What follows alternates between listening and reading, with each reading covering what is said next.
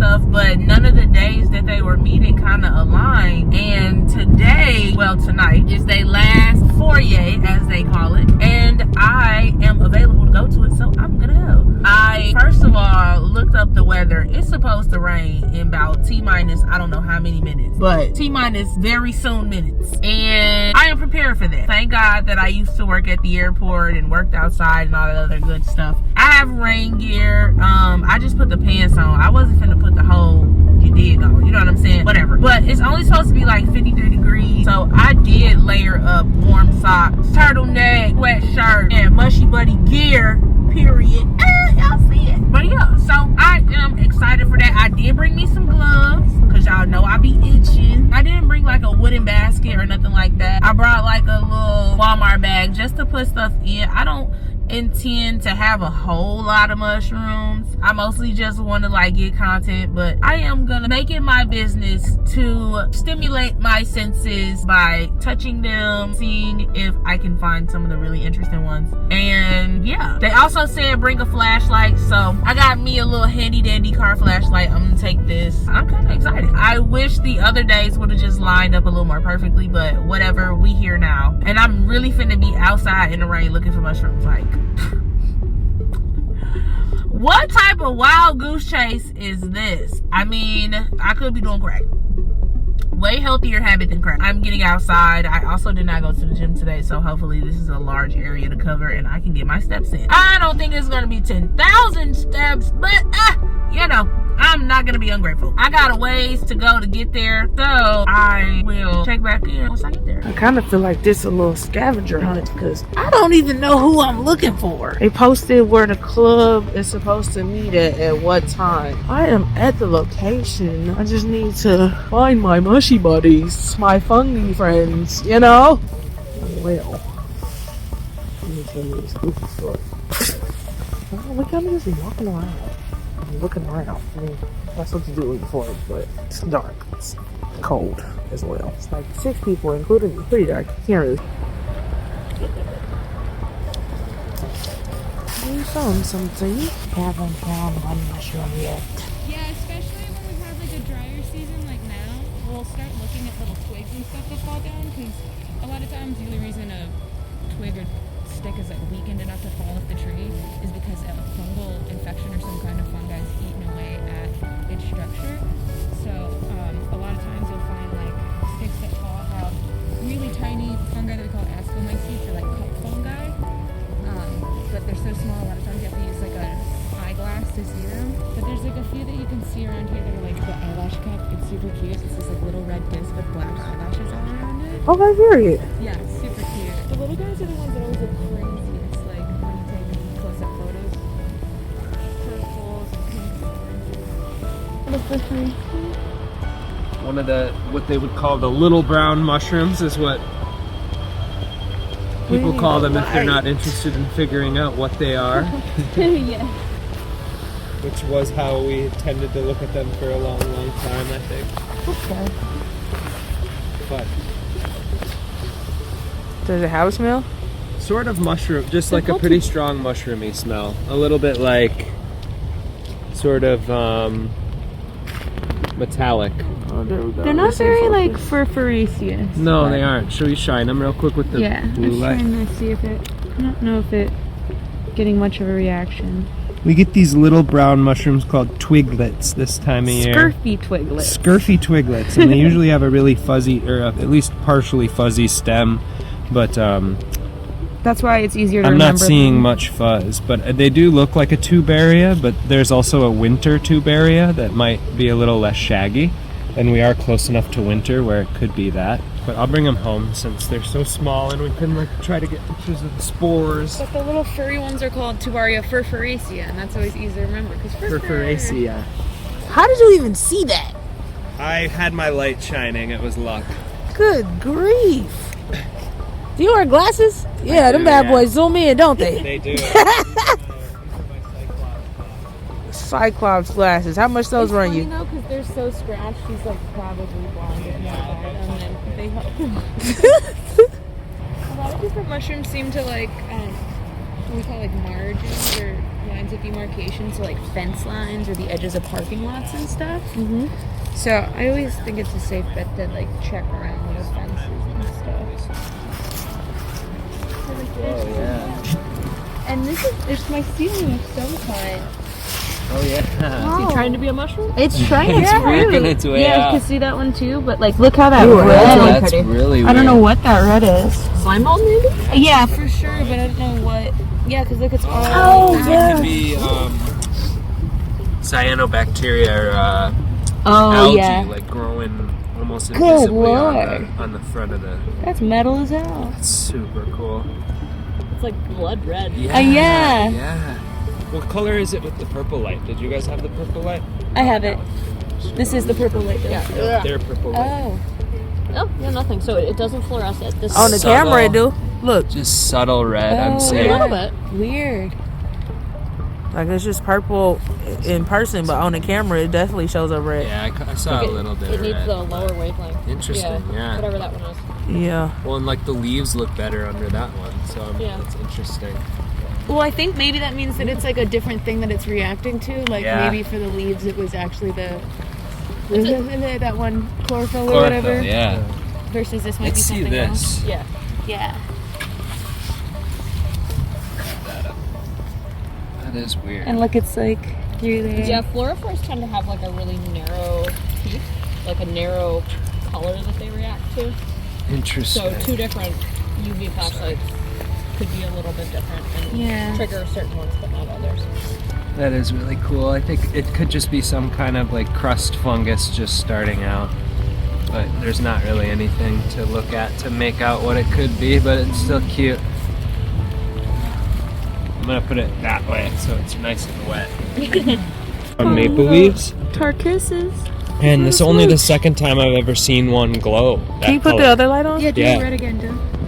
Oh, that's pretty And it's sweet. way Does it look stronger. exactly like a mouth? It does. It looks like lips, yeah. And like maybe a year ago, and I've been checking them when I find them, and I only found one that made a similar color, but this one's way brighter. And I looked online. Yeah, please. I looked online and I couldn't find. You can still see little that bit. it's doing something for sure. That is interesting. Like, what would It make looks more it? red on camera too. Yeah. Like that looks orange, Yep. and then in regular light, it looks black. Totally black. Yeah, that's orange. Can you put your light? Yeah. That looks red. Yeah, that is a nice red color. right. Go back right there. Yep, Yeah. that's red. And then this is regular light. Black. That That's is really crazy. Sick. cool. Good find. Pretty cool. How does it feel? Is it like? It's That- bumpy, and it doesn't Is have it the. melanin? Yeah, it is, Probably, yeah. and it doesn't have the. There's the one that we usually get in the Midwest has like a fingerprint texture on it, called Rhytisma americanum, and that one this one doesn't have it though. So I think because we have imported trees here, we get the Acerinum, which is the one that doesn't yeah. really make that fingerprint pattern, but it's a European species. But did you get a good picture of it glowing this color? Yeah. Okay. If anyone, These as the brown button and as the portobello mushrooms. They're just like different ages. But so this guy, you can tell it's an agaricus, and it's two. Look, it's like one and his little friend. A Mushie Buddy. This is how I finally got one. I just shake them. shake the dirt off. Yeah, but so you can see number one, this guy's got what we call a veil. So that's like the flesh covering the gill surface. They kind of have these like rolled cap margins that Yeah. come in, and also what we call luster. So it's like shiny. But then when we look at the gill surface itself, You want to cut it? it's pink. They have pink gills. So that's another good way to know what you're looking at. Does it glow at all? And those are characteristics of all the Agaricus? Yes. Oh, it's a yellow. Yeah. Yeah, so Oh, Agaricus wow. is a pretty like wide-ranging genera, Yeah. but these in particular, Batorx. I know Oh, my I've never Batorx seen pretty Batorx. well, but Yeah.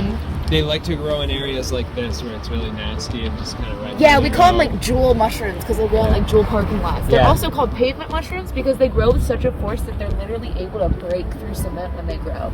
So like our apartment building, Yeah. the entrance sidewalk is all busted up in the corner from where they Yeah, and they up come back every year and like lift up the Okay. old slab. And a bunch of agaricus are edible. Oh But yeah, a bunch of pretty them are much. not. Yes. The large majority of them are edible, unless they have a strong like chemical odor and stain strongly yellow. So yeah, if when you touch them, they turn bright yellow. Specifically the stipe, right? That's where you see it most. And the cap Yeah, too. cap gets real yellow on the xanthodermis too. And usually you smell it like a really strong, they say phenolic. Yeah, Oh, and we got a weird bleach. Coprinus comatus. So this one is one that people eat more. This is called a shaggy mane or a lawyer's wig mushroom. Lawyer's wig. A lawyer's wig. One. So this one is what I call flash fried, where it like dried halfway through its decomposition process. But how it's turning dark at the end there, it literally turns into Ganoderma. Oh, nice. Nice. Yeah, little baby. So reishi mushroom. That's like the mushroom from the teas and stuff. But this guy literally melts into ink. So if you just collect a bunch of the caps, you can make art with the ink. Yeah, they make and they And really turn These are like into yummy. a lot of liquid. People eat them when they're young like this, but if you're gonna harvest them, you want to make sure that it's not turning dark at all yet, and you do have to go pretty quickly because they Cook will them right away. Yeah. Can I hold it? immediately. Yeah. Smell it too. They kind of have like a Are those the ones that have coprin in them? no. They don't. Okay. These kind of look like the ones that was growing in my sister's ceiling. Like they sprouted up through Do you the have pictures of wall. them? Yeah, I do have a Will picture. you show them to us or send them to us? We Yeah. love shit like that. We actually grew Pizziza cups in our house, which are like little like brown cup fungi that were growing out of our carpet. No, they really did look like this. It's crazy. It's probably them. They Okay. pop up So everywhere. they have kind of a specific. So Yeah, cool. they certainly. Do you want Also, to tell your sister that wood is fucked.